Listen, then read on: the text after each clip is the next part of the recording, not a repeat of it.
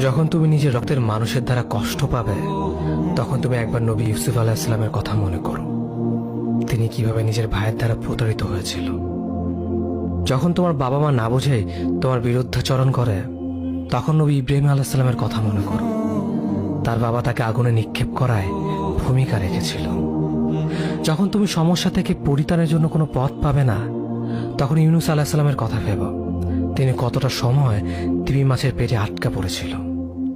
যখন তোমার নামে কেউ মিথ্যা অপবাদ ছড়িয়ে দেবে, তখন মা আয়েশা রাদিয়াল্লাহু আনহার কথা মনে করো। তার নামে পুরো শহর জুড়ে কুৎসা রচনা করা হয়েছিল। যখন তুমি অসুস্থ ব্যথার যন্ত্রণায় কাতরাতে থাকো, তখন নবী আইয়ুব আলাইহিস সালামের কথা ভেবো। তিনি ভয়ঙ্কর এক ভাইরাসজনিত রোগে আক্রান্ত হয়ে তোমার থেকে বেশি কষ্ট পেয়েছিল। যখন তুমি দিনের কোনো বিধান নীতিতে যুক্তি খুঁজে পাও না, তখন নবী নূহ আলাইহিস সালামের কথা ভেবো। তিনি কোনো প্রশ্ন ছাড়াই মরুভূমিতে নৌকা তৈরি করেছিল।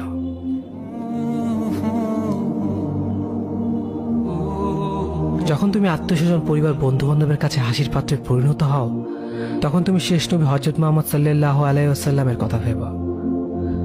রাসূল সাল্লাল্লাহু আলাইহি ওয়াসাল্লাম বলেছিলেন, সবচেয়ে বড় পরীক্ষা দিয়ে সব থেকে বড় পুরস্কার আসে। যখন আল্লাহ কাউকে ভালোবাসেন, তখন তাকে পরীক্ষা করেন, এবং যে এই পরীক্ষাগুলো মেনে নেয়, সে আল্লাহর সন্তুষ্টি অর্জন করে। আর যে অভিযোগ করে, সে তার ক্রোধের পাত্র হয়। হে আল্লাহ, তোমার কথা মনে করা, তোমার প্রতি কৃতজ্ঞ হওয়ার এবং তোমার ইবাদত করার তৌফিক আমাদের দান করো। আমিন। যেভাবে তুমি সন্তুষ্ট হও, সেভাবেই আমাদের পরিচালিত করো।